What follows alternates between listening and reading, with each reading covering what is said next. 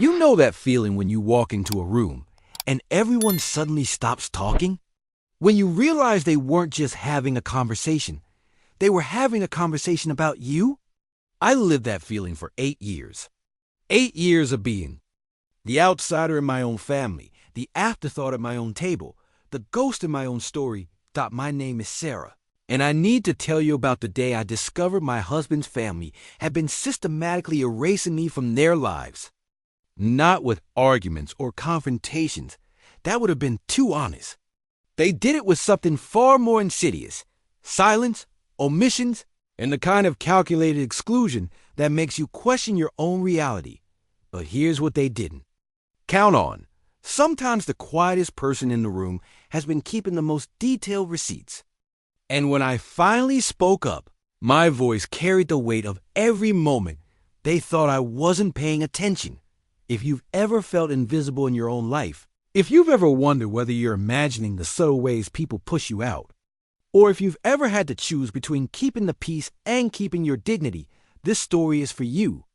Hit that like button now if you're ready to hear how sometimes the most powerful response to exclusion isn't fighting back. It's simply refusing to disappear. The morning everything changed started like any other Tuesday. I was in my kitchen hour. Kitchen, though I learned not to assume ownership of anything in this family making coffee in my favorite mug. You know the one. Everyone has it. Slightly chipped. Probably should be replaced. But it's yours in a way that new things never quite are. David had already left for his 7 a.m. client meeting, leaving behind the usual trail of aftershave and half-eaten toast. I was scrolling through my phone, just mindless morning routine stuff, when I saw it. A group photo on Instagram from my sister-in-law Rebecca's account. The caption read, "Family planning meeting for this year's lake house tradition." So excited to make memories with my favorite people. I stared at that photo for probably 5 full minutes. There was David's mom, Patricia, beaming at the head of the table. Rebecca, of course, perfectly positioned in the center like she always managed to be. David's brother Marcus and his wife Jennifer. Even David's college roommate, who somehow became family 3 years ago. And there was my husband, my David, sitting there with a pen in his hand, notebook open, clearly deep in planning mode for something I knew nothing about. The lake house, their annual summer tradition that I'd been to exactly once in 8 years of marriage. The one time they forgot to mention the dress code and I showed up in jeans while everyone else wore white linen like some coordinated magazine spread. The same trip where Rebecca loudly wondered why I seemed so uncomfortable with family bonding time, while simultaneously seating me at the overflow table with the teenagers. I screenshot that photo. Not because I was planning to confront anyone I'd learned that never went well, but because sometimes you need proof that you're not losing your mind. Here's the thing about being systematically excluded from a family. It's never one big dramatic moment. It's 1,000 paper cuts, each one small enough to dismiss, but together they bleed you dry. It starts small. A group text you're mysteriously left off. "Oh, we thought David would tell you," they'd say with wide, innocent eyes. Birthday invitations. That arrive a day after the party. The mail must have been slow. Family photos where you're cropped at the shoulder, or better yet, asked to take the picture so everyone else can be in it. Rebecca was an artist at this. She had perfected the art of exclusion with plausible deniability. She planned elaborate surprise parties for everyone else's birthdays, post about them extensively, then remember mine with a hastily ordered cake from the grocery store and a card signed, "Love, the family." She'd organize girls' trips with David's female cousins, spa days with his mom, shopping excursions with Jennifer, always with some reason why this particular outing wouldn't be my thing. "Sarah's not really into wine tasting," she'd announced to the group, despite never asking me. "Sarah's more of a homebody," she'd declare when planning the weekend getaways I'd never heard about until I saw the photos. The most insidious part? She wasn't wrong about some of it. I wasn't the type to shriek with excitement over matching pajamas or demand to be the center of attention at every gathering. I preferred conversations over performances, substance over surface. But somewhere along the way, my preferences became their excuse to exclude me, and my quiet nature became permission for them to pretend I didn't exist. 3 days after seeing that planning photo, I was folding laundry in our bedroom when my phone buzzed. A text from Rebecca, but something felt off about it immediately. The tone was too casual, too breezy for someone who usually typed like she was composing a press release. "Hey, Sarah. Sue, random question, but do you have Emma Chin's number?" "You?" "No, the photographer from Jennifer's wedding. I'm putting together a group for the lake house and want to get some professional shots this year. Emma Chun, my college roommate, my maid of honor, my closest friend who never met Rebecca until Jennifer's wedding 2 years ago." I stared at that text for a long moment, then did something I'd never done before. Instead of responding immediately with Emma's number like the helpful sister-in-law I'd trained myself to be, I called Emma directly. "Girl, that's so weird," Emma said when I told her about the text. "Rebecca already has my number. She's been texting me for weeks about some photography project. Something about documenting authentic family dynamics for a potential blog series. She specifically asked me not to mention it to you because she wanted it to be a surprise." My hands went cold. What kind of surprise? She said she was planning this beautiful feature about the lake house tradition, and she wanted to capture you seeing it for the first time as an official family member. She made it sound like this was going to be your first real invite, like some kind of acceptance ceremony. I sat down on the edge of our bed. I've been to that lake house. Once. 2 years ago. It was. I struggled to find words that wouldn't sound bitter. It wasn't great. There was a pause. "Sarah, she told me you'd never been. She said David's family had been waiting for the right time to include you because family traditions are so sacred to them, and they wanted to make sure you really felt like you belonged before they opened that door." That's when I understood. This wasn't just exclusion, it was narrative control. Rebecca wasn't just keeping me out. She was crafting a story where my exclusion became evidence of the family's careful, loving boundaries, and my eventual inclusion would become proof of their generous hearts. I was being written out of my own life, then set up to be grateful for the chance to be written back in. I didn't confront Rebecca immediately. I'd learned that direct confrontation with her was like wrestling. Smoke, she'd slip away from any accusation with wounded confusion and turn herself into the victim before you finished your first sentence. Instead, I did what I should have done years ago. I started paying attention. Really paying attention. I went through my photos, my emails, my calendar. I made a list, a actual, physical list of every family event I'd missed and the reason I'd been given. What I found was a pattern so consistent, it looked almost intentional. Almost David's mom's 65th birthday. Just immediate family this year, you understand. Marcus's promotion celebration. Last minute thing, very casual. The annual family game night.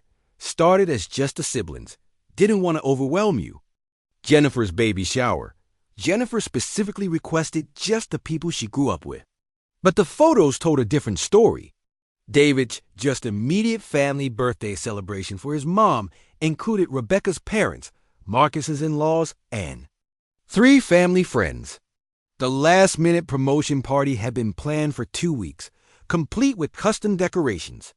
The Just Siblings game night featured Jennifer's sister and Rebecca's college roommate. And Jennifer's intimate baby shower had 37 people, including neighbors I'd never met. The most damning evidence was hidden in plain sight on social media. Rebecca had been documenting what she called Preston Family Chronicles, a carefully curated narrative of their family's life, traditions, and values. I appeared in exactly 4 photos across 8 years of marriage. In 3 of them, I was partially cropped or in the background. In the 4th, I was holding someone's purse, but it was the captions that really cut deep. Rebecca had a gift for writing about family in a way that sounded inclusive and warm, while actually being incredibly specific about who belonged. So grateful for the people who truly understand what family means. Nothing like tradition to remind you who your real tribe is. The family that grows together, stays together. Blood and chosen family both matter, but some bonds just run deeper. Reading those captions felt like being gaslit by greeting card copy. The lake house text was just the beginning. Over the next week, Rebecca's surprise plan began to unravel in the most revealing way possible. First, Emma called me again. Okay, something's really weird. Rebecca asked me to scout the lake house. Next weekend to plan the surprise photo shoot. But when I looked up the address she gave me, it's not a rental property. It's owned by someone named Patricia Wells Preston, David's mom. The lake house wasn't some family rental they shared costs on. It was Patricia's property, inherited from her parents, and had been in the family for 30 years. Sarah? Emma? Continued. How long did you say you've been married? 8 years. And you've only been to this family lake house once? Hearing it said back to me by someone outside the situation made it sound as absurd as it actually was. Emma, can you do me a favor? When Rebecca gives you the tour, ask her about the family history of the place. Just casual conversation, but really listen to how she tells the story. 2 days later, Emma called me back, and her voice was tight with anger. Sarah, I need you to sit down for this. Rebecca spent 2 hours walking me through that property like she was the family historian. She showed me the room where David first brought home a girlfriend he was serious about. She pointed out the dock where the family always takes the annual group photo. She walked me through the kitchen where David's mom taught all the daughters. And daughters-in-law her famous blueberry pancake recipe. My stomach dropped. What did you say? I played dumb. I asked when you learned the pancake recipe. Sarah, the look on her face. She got this tight smile and said, well, Sarah's not really the cooking type. She's more career-focused, you know? We respect that about her, but it means she doesn't always connect with the more traditional family activities. I have been making blueberry pancakes for David every Sunday morning for 6 years. It was one of the first things I learned to cook because he'd mentioned missing his mom's version. I'd spent months perfecting the recipe, trying different types of berries, adjusting the batter consistency.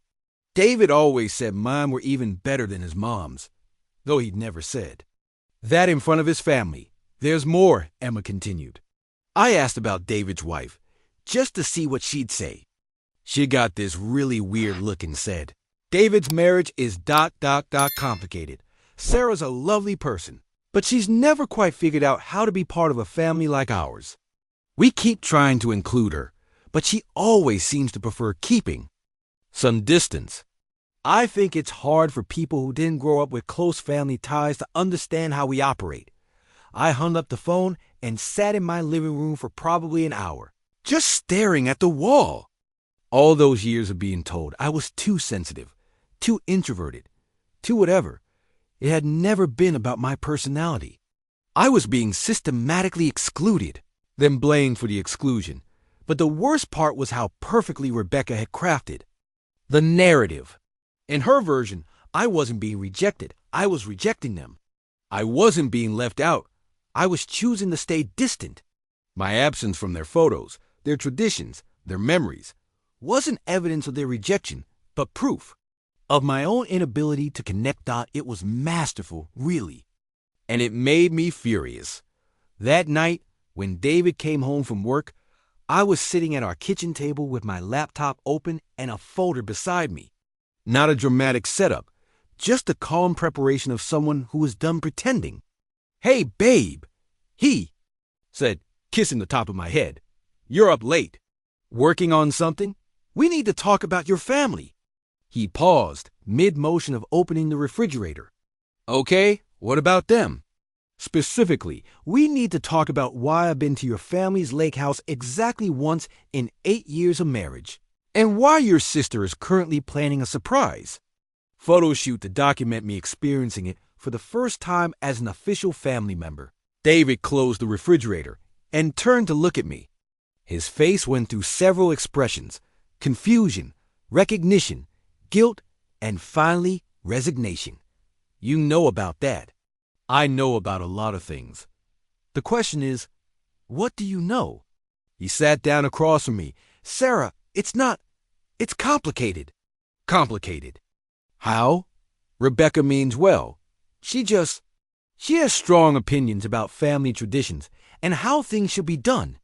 She thinks you don't really enjoy those kinds of gatherings. Based on what? Based on, I don't know. You didn't seem super comfortable the time you came. I opened my laptop and turned it toward him. On the screen was a carefully organized timeline I'd spent the afternoon creating. Every family event, every exclusion, every excuse laid out chronologically with screenshots and documentation. David, look at this. Really look at it. He scrolled through the timeline silently. I watched his face change as he saw the pattern that I'd been living, but he'd been missing. I didn't realize it was this ... He started. Systematic? Yeah. Your sister has been crafting a narrative where I'm the outsider who chooses not to participate, rather than the family member who's never actually invited to participate. And you've been letting her do it. David was quiet for a long time. What do you want me to do? That question hit me harder than anger would have, because it revealed something I hadn't wanted to admit. David genuinely didn't understand that he should have been protecting me all along. He wasn't maliciously allowing my exclusion. He was just passively enabling it, which somehow felt worse. I want you to see what's been happening. I want you to understand that this isn't about my comfort level or my personality. This is about your sister systematically excluding me and then rewriting history to make that exclusion my fault. He nodded slowly. What can I do to fix it? I don't know if you can fix it, but I know I'm not going to keep pretending it's not happening. I made a decision that night that surprised even me. I was going to the lake house. Not for Rebecca's orchestrated surprise photo shoot, but on my own terms. I called Emma the next morning. I need a favor, a big one. Name it. I want you to do the photo shoot with Rebecca, but I want you to document everything, not just the pretty family moments, but the real story. The dynamics, the exclusions, the way she talks about me when she thinks I'm not around. Sarah, are you sure? This could get messy. It's already messy. I'm just making it visible. The photo shoot was scheduled for the following Saturday. I drove up Friday evening and checked into a small bed and breakfast about 10 minutes from the lake house. The plan was simple. Show up Saturday morning, not as the surprised outsider in Rebecca's narrative, but as David's wife reclaiming her place in his family's story. I woke up early Saturday morning and drove to the lake house. The property was stunning, I had to admit. A sprawling wooden structure with a wraparound porch, nestled among tall pines with a private dock extending into crystal clear water. I could see why this place was special to them. I could also see why excluding me from it was particularly cruel. I parked at the bottom of the long driveway and walked up. Through the large windows, I could see the family moving around inside Patricia, setting up a breakfast buffet. Marcus and Jennifer arranging flowers, Rebecca directing Emma's equipment setup like she was producing a magazine shoot, and David, my husband, wearing the blue button-down shirt I bought him for his birthday, helping his sister create a narrative about his family that didn't include his wife. I knocked on the front door. The silence that followed was deafening. Then footsteps, and Rebecca opened the door with a smile that froze halfway across her face. Sarah, what are you ... How did you ... I'm here for the family photo shoot, I said simply. Emma told me all about your project documenting authentic family dynamics. It sounds fascinating. Behind Rebecca, I could see the rest of the family slowly gathering. Patricia looked confused. Marcus and Jennifer looked uncomfortable. David looked like he wanted to disappear. And Emma, bless her, looked like she was trying not to smile. But ... the surprise ... double quotes. Rebecca stammered. Oh, I hate surprises, I said, stepping past her into the house. I much prefer knowing what's actually going on. What happened next was probably the most honest 3 hours that family had experienced in years. Emma, to her credit, kept shooting. But instead of the carefully orchestrated, Sarah's first real family experience that Rebecca had envisioned, she documented something much more authentic, a family reckoning with their own behavior. It started with small moments. Patricia asking me how I liked my coffee, then looking confused when I said I'd been drinking it black for years and she'd never asked before. Marcus making a casual reference to that time at the lake house when we built the fire pit. Then, stopping mid-sentence when he realized I had no idea what he was talking about because I hadn't been invited. But the real breakthrough came when Jennifer's 5-year-old daughter asked a question that cut through all the adult politeness. "Aunt, Sarah, why weren't you in any of the pictures on the wall?" The room went silent. Everyone looked at the collection of family photos displayed along the mantel years of lake house memories, birthday celebrations, holiday gatherings. And Jennifer was right. I wasn't in any of them. "That's a really good question, sweetheart," I said gently. "Why don't you ask your Aunt Rebecca?" Rebecca's face went through a series of micro-expressions that Emma's camera caught perfectly. "Well, Sarah usually prefers to take the pictures rather than be in them. She's more comfortable behind the scenes." "Actually," I said, my voice steady and calm, "I've never been offered the choice." What followed was the kind of conversation that families usually avoid at all costs. Patricia asked direct questions about events I'd miss. Marcus admitted he'd assumed I simply didn't want to. Come to things, Jennifer confessed she'd always felt awkward about including me because Rebecca had told her I found their traditions overwhelming. And David finally spoke up. "I think I've been letting Rebecca make decisions about our family that weren't hers to make," he said, looking directly at his sister. "And I think I've been avoiding conflict instead of protecting my wife." Rebecca tried to maintain her position. She talked about family chemistry and natural dynamics and how some people just don't mesh with certain group energies. But with Emma's camera rolling and the evidence of my exclusion literally hanging on the walls around us, her explanation sounded increasingly hollow. The breaking point came when she said, "I was trying to protect the family dynamic. Some people are just naturally more external to the core group." "Rebecca," Patricia said sharply, "Sarah isn't external to this family. She's my daughter-in-law. She's been my daughter-in-law for 8 years, and I'm ashamed that I didn't notice we were treating her like a stranger." I wasn't angry anymore. I was sad. Sad for all the time wasted, all the relationships damaged by one person's need to control the narrative. But I was also, for the first time in years, hopeful. The photo shoot that was supposed to document my first real inclusion and then ended up documenting something much more powerful. The moment a family chose to be honest about their dysfunction and decided to do better. It wasn't magic. Generational patterns don't disappear with one conversation. But it was a start. Patricia asked me to help her make blueberry pancakes for Sunday breakfast, not because she wanted to teach me, but because she wanted to learn my version. Marcus apologized for years of assumptions and asked if I wanted to help plan his upcoming anniversary party. Jennifer asked if I wanted to start a book club with her, something I mentioned being interested in 3 years ago, that apparently nobody had forgotten except me. And Rebecca. Rebecca struggled. She apologized, but it was the kind of apology that focused more on how bad she felt than on what she'd done wrong. She talked about family pressure and her own insecurities and how she'd always felt like she had to be the guardian of family traditions. I listened, but I didn't absolve her. Some hurts require more than explanations to heal. David and I had our own reckoning that weekend. He apologized not just for enabling Rebecca's behavior, but for being so conflict avoidant that he'd let his wife become invisible in his own family.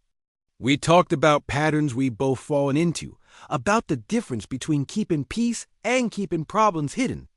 "I don't want to be the kind of husband who lets his wife disappear," he said as we walked along the lakeshore Sunday evening. "I don't want to be the kind of person who's so afraid of making waves that I let the people I love drown quietly. It was the most honest conversation we'd had in years. 6 months later, I'm writing this from the lake house. Not as a guest. Not. As someone grateful to finally be included. But as a family member who belongs here, the photos on the mantle tell a different story now. There are new pictures mixed in with the old ones me and Patricia cooking together. David and me on the dock at sunset.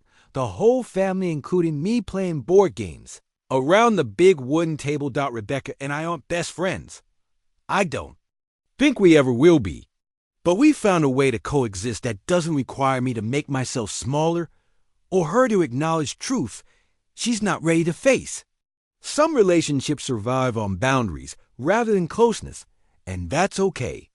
Photos from that weekend ended up being displayed in a small gallery show about family dynamics. She called the series The Architecture of Belonging. Images that showed how families build inclusion and exclusion through tiny daily choices. Several people who saw the show reached out to share their own stories of family invisibility, of being systematically excluded, then blamed for the exclusion. It made me realize how common this experience is, especially for women who marry into families with strong existing dynamics. How often we're made to feel like outsiders, then told we're too sensitive when we notice the exclusion. But here's what I learned. You can't make people include you, but you can stop making yourself invisible.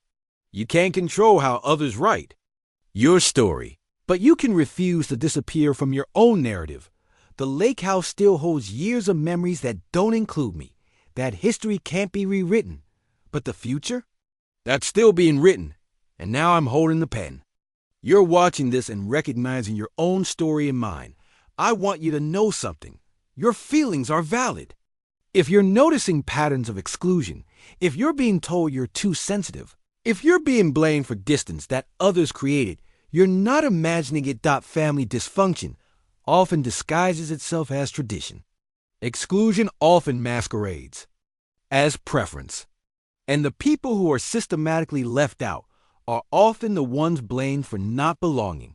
But here's the thing about belonging. It's not something you earn through perfect behavior or strategic silence. It's something you claim by refusing to accept anything less than genuine inclusion. You don't have to fight for a seat at someone else's table. Sometimes the most powerful thing you can do is build your own table and invite the people who actually want to be there. That's what I did. That's what you can do too. Your voice matters. Your presence matters. And you deserve to be in the room where your own story is being told. Don't let anyone convince you otherwise. If this story resonated with you, if you've ever felt invisible in your own family or relationship, I want to hear from you. Drop a comment below and tell me, what's one small way you're going to stop making yourself smaller this week? What's one boundary you're ready to set? One truth you're ready to speak? One space you're ready to claim? And if you know someone who needs to hear this message, someone who's been quietly disappearing in their own life, share this video with them. Sometimes we need permission to take up space, and sometimes that permission comes from knowing we're not alone in this experience. Hit that subscribe button if you want more stories about finding your voice, setting boundaries, and refusing to be written out of your own life. Because your story matters, and it deserves to be told by you. Thanks for listening. Thanks for being here. And remember, you belong in your own story.